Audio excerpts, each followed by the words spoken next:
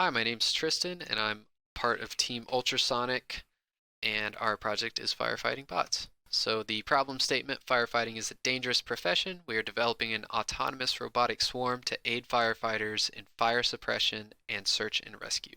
The context is that firefighting equipment is cumbersome, so an automated swarm helps lighten that load, makes it a little easier for the firefighters to get in and out, which increases safety and success. End users are going to be firefighters, of course, but the purchasers are going to be fire departments, whether that's public, private, or military, and then municipalities and counties.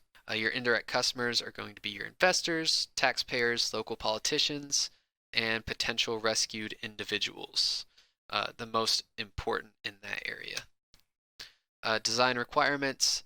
Uh, the design shall utilize an infrared sensor that can detect human and animal heat signatures in temperatures that exceed 1100 degrees Fahrenheit. It should be able to cut through 4.5 inches of home interior walls. It shall be compact enough to be stored in current fire truck models. It shall be easily identifiable in low visibility conditions. It shall be battery powered, and it shall be able to spray a cooling solution that aids fire suppression. The individual robots are going to be the debris bot, which clears debris and assists other bots in ramming and breaching, the wall cutting bot, which is able to cut through walls and doors, the fire suppression bot, which is going to help suppress or extinguish fires in the vicinity, and the victim locator, which locates victims, marks their exact location, and assists firefighters in their search and rescue. Hi, I'm Tristan, and I designed the debris robot. So my dimensions are 25 inches wide by 50 inches long and 20 inches tall. My side view here shows the service light, which contains the control unit, thermal sensor, and distance sensor. The bucket is for pushing and scooping debris, and the track system is for rugged terrain. Got an infrared sensor here. This changed from the original design, which also had a camera, but I decided to do an all-in-one design. My rear view, this is the track cooling sensor. It just cools the track in very hot environments. My main circuit incorporates a distance sensor, 2 DC motors, 2 servos, and a force sensor. My peripheral circuit incorporates a temp sensor, an IR sensor, and a DC motor for the water pump. My main circuit flowchart, the main logic here is checking for load and distances, whether or not it's greater than 350, greater than 5, less than 5, and greater than 25. Then the peripheral circuit is just mainly communication based. If a communication was given, print a string, acknowledge if there's an IR signature or if temperature is over 98 degrees Celsius. Here's all my code. Now I have it set way above 25, so it prints the string because sometimes it takes a while. So let me go ahead and now drag it below 5. There we go, we get the safe passage message.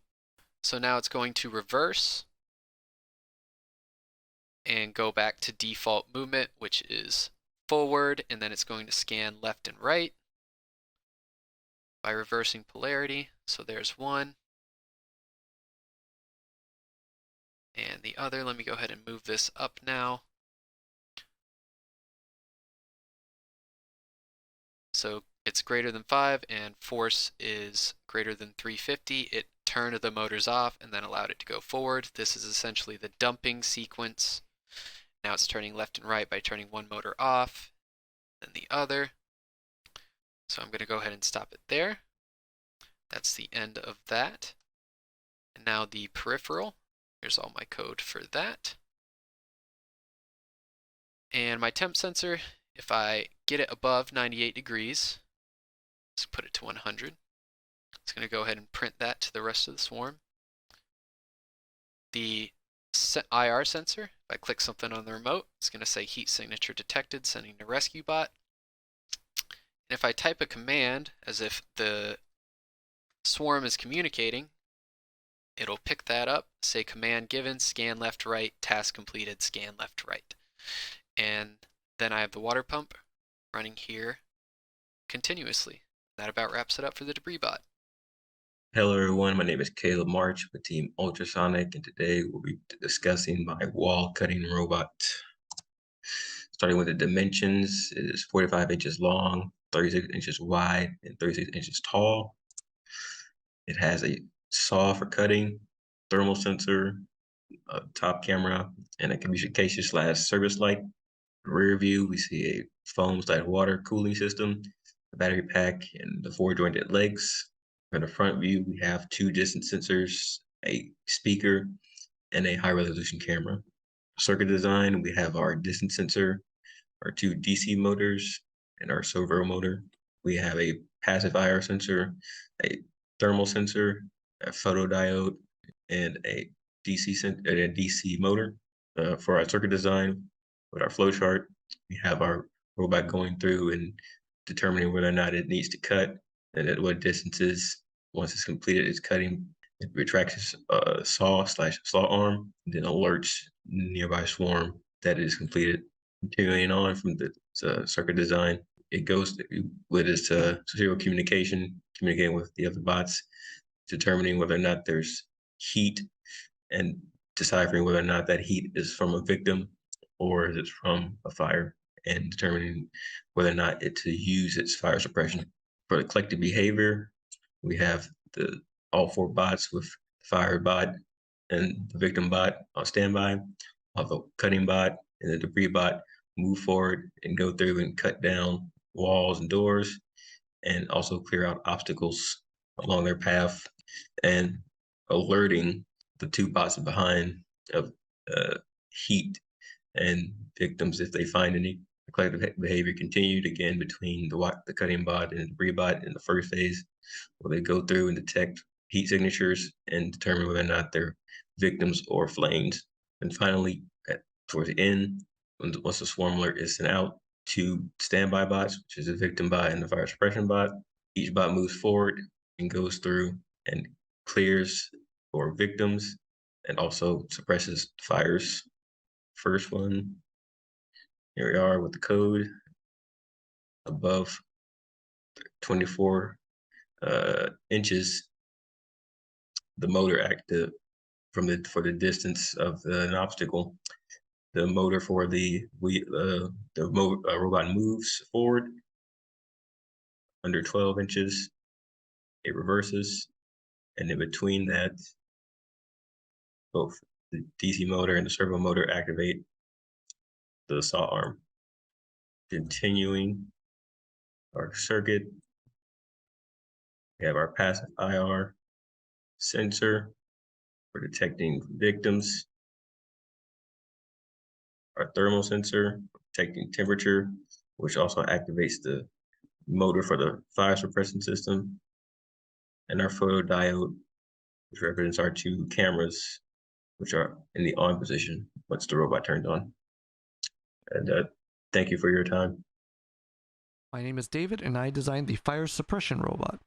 I went with a drone design as it felt unobtrusive, as the rest of our swarm is treaded ground units, including firefighters, so it seemed to make sense. Here we have the top-down view of the drone. The body and the blades are roughly the same size. The nozzle's probably a little too wide, measured approximately 33 square inches, but ideally, if the water pressure isn't overbearing, we'd be able to slim this down way more. Here we have the underside view. The hose connects from the rear, so the water flows front to back. Then we have the dome where the sensors are underneath, much like a security camera. Switching over to the circuit sim, we have both 9-volt and 5-volt power. We have our 4 DC motors for the blades, controlled by this H-bridge chip. We have 2 temp sensors to act for our array, and because we don't have things like transceivers and hose checks or nozzles, I went with a force sensor just because it looks like an antenna. I went with the slide switch as our hose check, and I went with a servo to act as our nozzle. Switching over to the simulation, we'll try and follow this along with the actual flowchart overlaid. We're going to start it. We're going to establish communication, load the sensors, and start the motors. You see here, this motor started, this one, the other two started. We're good there. There's a message notifying us we need to connect the hose, so that's a slide switch. So then we get our we're good message. And then here we have the temperatures that these are sensing. And now our coordinates are also displayed.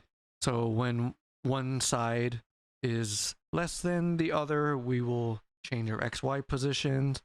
If the certain temperature is less than our threshold, we're aiming to move closer, so we're actually within shooting range. Turning these boats to really high. If we're too close to a fire in 358, then we'll want to move backwards so we're not overheating our device. Lastly, we have the code. Here we have all of our ports initialized, and each of the tasks of the flowchart have been broken down to their own functions: motor startup, hose check, and we're also initializing the pin modes in their respective functions. And you see here the motors in the motor startup are being set to output, and likewise the temperature sensors are in their load sensors as inputs, and then all these setup functions are in the main setup body. And then following that, our main loop for the flowchart is we're looking to move and sense the fire and respond accordingly. And yeah, that's about it. Hello, I'm Doug Johnson, and I designed the victim locating robot with Team Ultrasonic and the firefighting bots. Here you see its dimensions: overall 3 foot in length, 2 foot wide, and 2 foot high. Here's some of the key features: a distance and PIR sensor, the location beacon to help firefighters find it in the dark and smoke, servo motor and gears to allow the head to spin 360 degrees, and of course this track and drive system. Here's its front view, the components we just discussed wired up, the flow chart that was used to create this code. And now we'll go to the simulation. As we start the simulation, it will tell us that the victim locator is holding its position. That's because it's waiting for a specific command. That command is that there's safe passage, and that comes from one of our other bots. When it receives that message, it tells us so, and it enters the room, and we saw our motors spin up as it drove in. Our servo motor then begins to spin around. At this point, it will only look at 8 increments of 360 degrees. That is for the speed of this presentation. However, we would bump that up to a much higher number to give us better resolution in the room.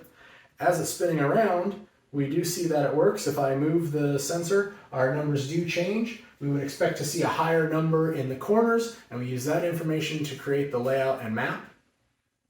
Once we have the room mapped, we then scan for victims. This time it's using the PIR sensor to look around, so I will go over to it and simulate that it's found somebody. Now it tells us that a victim was found at 132 degrees from the beacon. We see the beacon light is now lit, and we're supposed to confirm once the victim is rescued. This command also tells the other bots that they are needed to assist with egress. Once the victim is rescued, it then asks us if we want to continue our scan or not. Sometimes there is known to be only one victim inside. Once you've found them, you want to get out to protect yourself and your property and your equipment. However, in this case, we will continue the scan to show what happens. Because we found our victim at 132 degrees, it goes back and checks that same spot. Now we see that there is not a victim, and then it continues on its search. When it finishes, it asks us what we want to do now. Let's say that we found the one victim that we were worried about, and now we want to return to the truck. We tell it to return. It tells us that it is returning, and then once it gets back, it will give us a command saying that the victim locator is again holding. Thank you. All right, so moving on to entrepreneurial aspects. Firefighting swarms can be pretty expensive. Individual units can range from $50,000 to $278,000, and the overall swarm could cost upwards of $1.1 million. We're basing these estimates off of the Thermite RS1 and RS3 models, which were developed by How and How. However, our bots are much smaller and more specialized than the How and How bots, which would probably result in a lower cost per unit. As mentioned previously, it's not completely original. How and How has developed some firefighting bots that mainly focus on fire suppression and need to be controlled remotely. And they are quite large and extremely heavy. Whereas the advantages of our swarm is that it's automated and it doesn't really require human input. They're compact, they fulfill more roles, and they just help firefighters get done what they need to get done, their personal tasks. Once again, just hitting on that safety and success when performing search and rescue. In summary, we've proposed an automated firefighting swarm, and we have a better understanding of the engineering workflow. we've definitely identified some limiting factors and kind of started managing our expectations more. And we've had some difficulty coordinating a group effort. I'm located in Japan and everyone else is located all over the US, so there's some difficulty there. But other than that, I think it's gone well. This is our appendix that just says all these batteries are, I mean, all the designs are battery powered. We're working off that assumption and our references. So that's going to be it for us. Thank you very much.